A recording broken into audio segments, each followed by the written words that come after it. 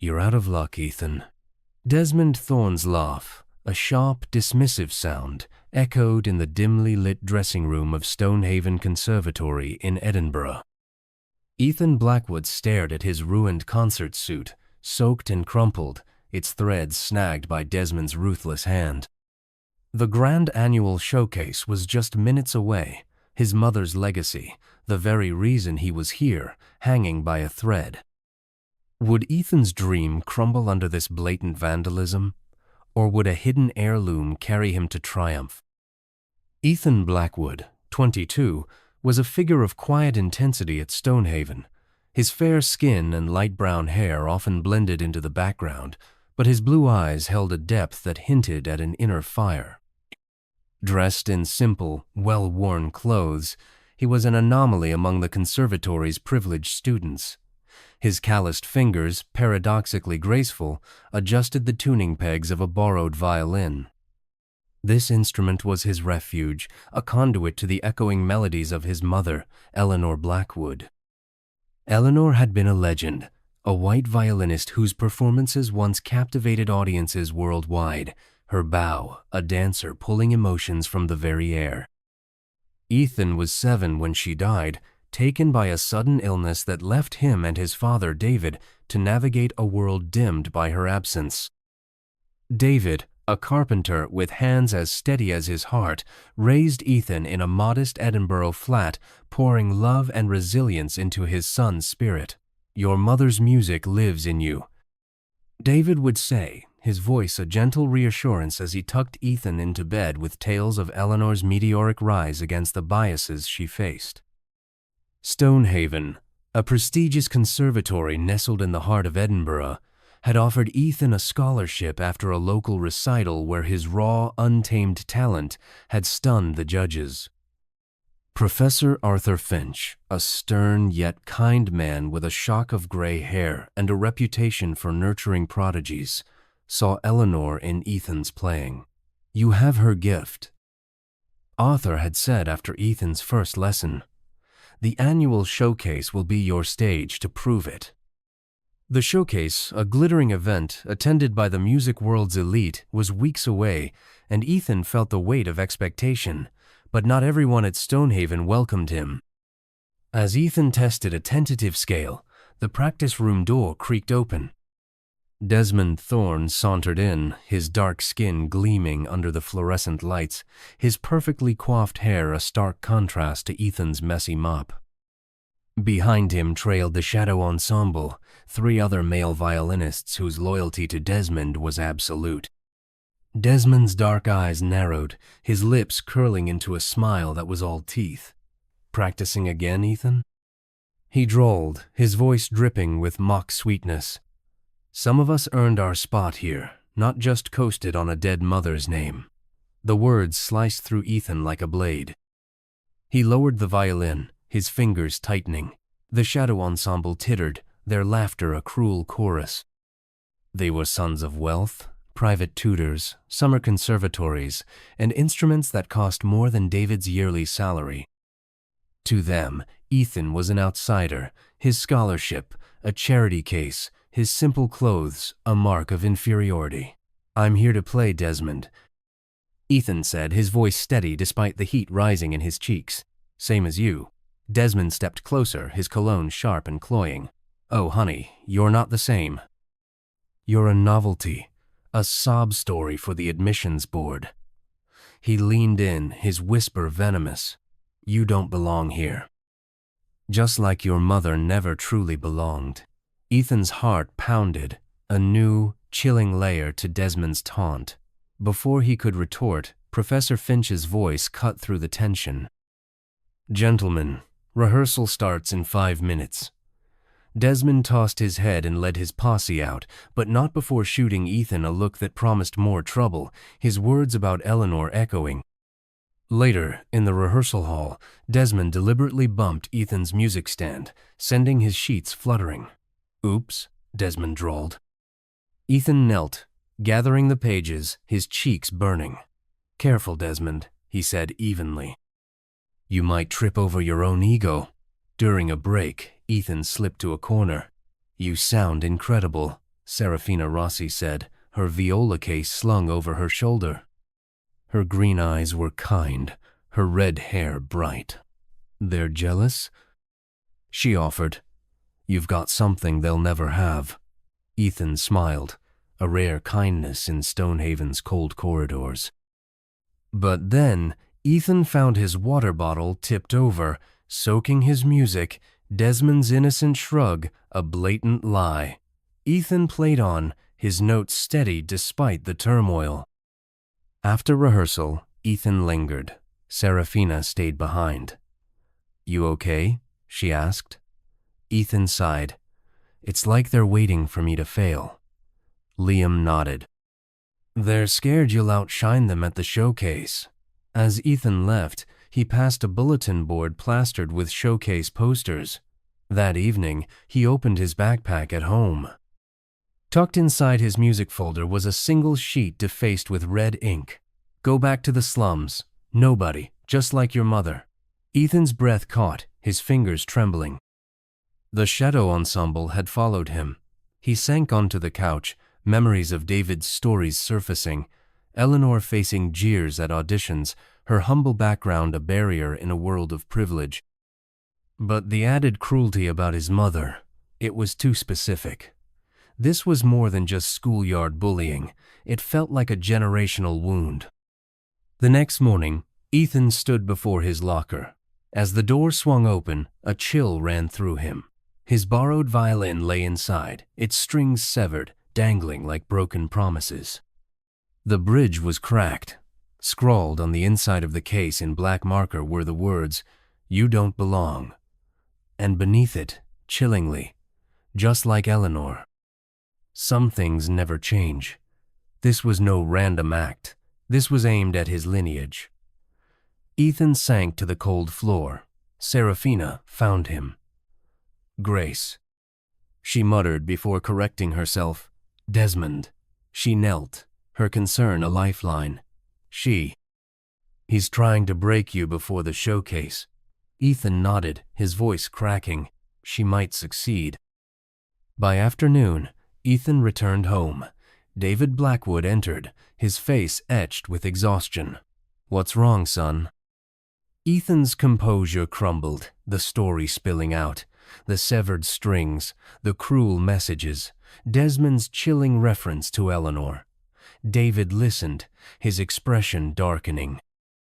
He disappeared into his bedroom, returning with a worn leather violin case, its surface etched with years of care. This was your mother's, David said, his voice thick with emotion. He opened the case, revealing a 19th century Italian violin, its amber finish glowing like a captured sunset. It was Eleanor's cherished instrument, untouched since her death. Ethan's breath caught. She'd want you to play it tomorrow. David said, his eyes fierce. Show them what a Blackwood can do. Ethan lifted the violin, its weight both foreign and familiar. He tucked it under his chin, drawing the bow. A single note rang out, rich and resonant. David watched, a tear tracing his cheek. You're stronger than their hate. This violin is your armor. Use it. The morning of the showcase dawned with a deceptive calm. Ethan stepped into the dressing room, Eleanor's violin case like a talisman. He unzipped the garment bag labeled with his name. Instead, a sodden mass of fabric spilled out, his concert suit ruined. His makeup kit lay open, smeared across the mirror. Scrawled in crimson was a single word, nobody. Laughter drifted from the hallway, sharp and familiar. Ethan peered through the door's small window, catching sight of Desmond in a glittering black suit. I'm ready, Professor Finch, Desmond called loudly. Ethan fumbled for his phone, texting David, They ruined my suit. I don't know what to do. Minutes ticked by. Then the dressing room door flew open. David stormed in, his work clothes swapped for a tailored blazer. He carried a garment bag and a small makeup kit. They think they can break you, but they don't know who you're made of. David unzipped the garment bag, revealing a dark emerald suit, its silk shimmering. I've been saving this. It was Eleanor's stage suit. Ethan's breath caught. David set to work, his precision guiding his hands as he styled Ethan's hair. "Look at yourself," David said, turning Ethan to a clean corner of the mirror. The reflection showed a man transformed, a warrior. "They can't dim your light, Ethan, not with this." He tapped Eleanor's violin case. "You go out there and play like the world is listening, because it will be." The auditorium throbbed with restless energy. Ethan paused at the edge of the hallway, his emerald suit ablaze with defiance. He felt the eyes of his peers, some curious, others envious. Desmond stood near the auditorium doors, his black suit glittering, his jaw dropped as Ethan approached. "You're late." Desmond hissed, "I was about to step in for you." Ethan met his gaze. "I'm here now, Desmond. No need to trouble yourself." Desmond's smirk returned, a predator scenting blood. "Break a leg," he said, his words a veiled threat. Inside, David sat in the front row, his face glowing. Beside him, Serafina offered a thumbs up. Dr. Vivian Albright, the art's patron, sat near the stage, her notepad open. Professor Finch spotted Ethan and exhaled relief. "You're up after the shadow ensemble." Backstage, Ethan held Eleanor's violin. The shadow ensemble's performance was underway, technically flawless but lacking soul. He opened the case, lifting his mother's violin, its amber finish glowing. He tucked it under his chin, testing a single note. The quartet finished. Desmond swept off stage, brushing past Ethan. "Don't choke," he whispered. Professor Finch appeared. "Play from your heart." Ethan nodded. He glanced at the audience, finding David's gaze, Serafina's encouragement, Dr. Albright's attentive posture. This was his moment. He stepped toward the stage. The spotlight found him. He raised the violin, Eleanor's spirit pulsing within it. He closed his eyes. The first note trembled into existence, soft yet piercing. The melody unfolded, a tapestry of longing and strength. Ethan's fingers moved with an instinct born of Eleanor's blood. The music swelled, his bow a conduit for grief, defiance, and love. The audience was spellbound. Suddenly, the stage lights flickered wildly, threatening to plunge the stage into darkness, then surged back with a jarring hum, a clear, intentional sabotage. Ethan barely flinched, his focus unwavering, his notes steadying the chaos. He played on, turning the technical disruption into a raw, powerful crescendo that resonated through the hall. As the final notes approached, Ethan's eyes remained closed. He drew the bow one last time, the sound fading into a profound silence. Then, like a dam breaking, applause erupted, a thunderous wave that shook the auditorium. Ethan opened his eyes, startled by the standing ovation. David was on his feet, clapping fiercely. Serafina's grin was boyish. Dr. Albright rose slowly, her nod a seal of approval. Professor Finch's rare smile spoke volumes. Ethan lowered the violin, his hands trembling. He caught Desmond's gaze backstage, the other boy's face a mask of shock and fury, his black suit suddenly garish. The shadow ensemble stood frozen, their malice exposed as futile. Backstage, David rushed to him, enveloping Ethan in a tight embrace. "You did it, son," he whispered. Professor Finch approached. "That was extraordinary, Ethan. You've honored us all." Serafina appeared. "I've never heard anything like that. You were incredible." The moment was shattered as Dr. Vivian Albright emerged, her imposing figure cutting through the chaos. "Mr. Blackwood," she said, her eyes sharp yet kind. "Your performance was a revelation. Your mother would have wept with pride. I'd like to meet with you and your father to discuss a full scholarship to our International Conservatory program in Berlin." Ethan's heart stopped. David gasped, tears spilling. "Berlin," he whispered. "I'd be honored, ma'am," Ethan managed. Dr. Albright's nod was curt. You're not just Eleanor Blackwood's son, Mr. Blackwood. You're a force of your own. Your playing reminds me so much of her, the way she captivated audiences. We were rivals once, Eleanor and I, but always admired her immense talent." A security guard approached Professor Finch, his expression grim, holding a tablet. "Professor, you need to see this." The guard tapped the screen, revealing grainy security footage from the dressing room. The timestamp showed the morning's chaos, and there, in stark clarity, was Desmond Thorne pouring water over Ethan's suit, his smirk unmistakable. The shadow ensemble laughed, smearing makeup. But then, the footage zoomed out slightly, revealing a gaunt, older man with a striking resemblance to Desmond, standing partly concealed in the hallway, his lips moving in what seemed like instructions. He nodded approvingly as Desmond carried out the vandalism. "They did this," David said, his voice low but lethal. "They tried to destroy him." Professor Finch's jaw clenched. "This is unacceptable. Who else has seen this?" The guard shook his head. "Just us, sir. The footage is secure." Ethan stared at the screen. Desmond's cruelty frozen in time, now revealed to be deeper, more orchestrated.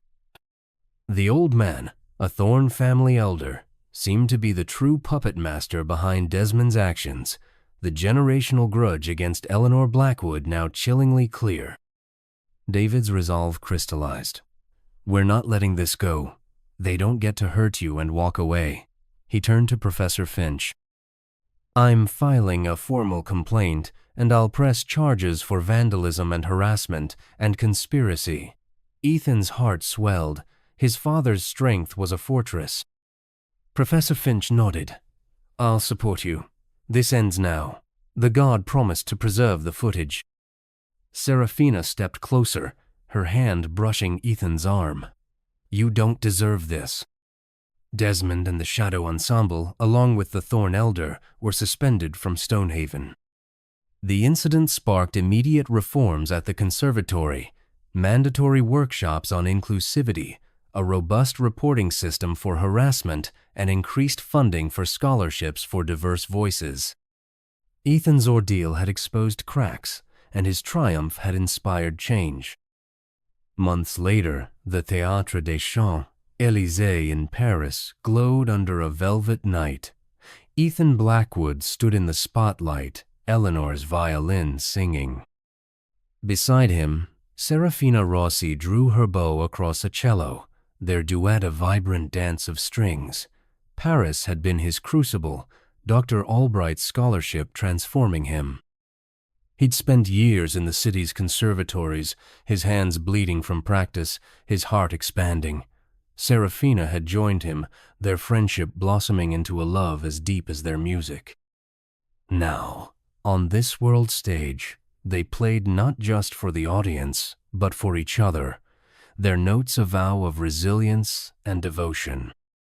Backstage, David waited, his face lined with years of sacrifice, his eyes wet with pride.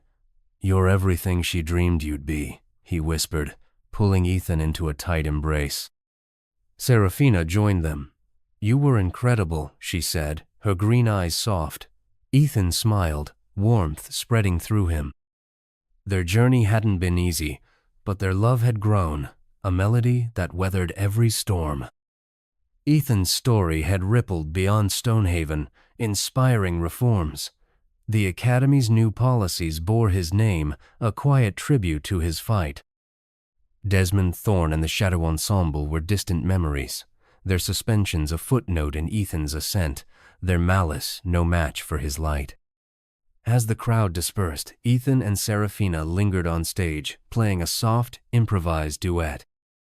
His violin sang of Edinburgh's resilience, of Eleanor's unfulfilled hopes, of David's boundless love. Serafina's cello answered, a steady pulse of devotion. Their music was a vow to face the future together. The notes drifted into the rafters, a melody unbound, carrying Ethan's story to the stars. He was not just Eleanor Blackwood's son, but a voice for every hidden talent, proof that adversity could birth greatness. The theater's lights dimmed, the stage now a quiet shrine. Ethan lowered his violin. Seraphina's hand found his, their fingers lacing, their love a harmony that needed no words. They stepped into the wings, David joining them, the trio a constellation of strength. Ethan's journey from a bullied student to a global star had transformed him, but his heart remained the same, a melody of courage, a legacy unbound. As they left the theater, Paris's lights sparkled, a city that had embraced him, a world waiting to hear his song.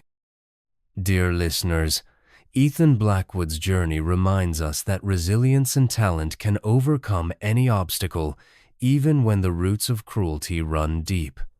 What moved you most about his story? Was it his defiance against Desmond's malice, the strength of his family's love, or the unexpected twist of an older grudge? Share your thoughts below. We'd love to hear how Ethan's triumph inspired you. A heartfelt thank you for joining us on this musical odyssey. Your support fuels our storytelling, so please subscribe to catch our next tale of courage and hope. Until we meet again, keep shining like Ethan and let your own melody soar. Farewell for now.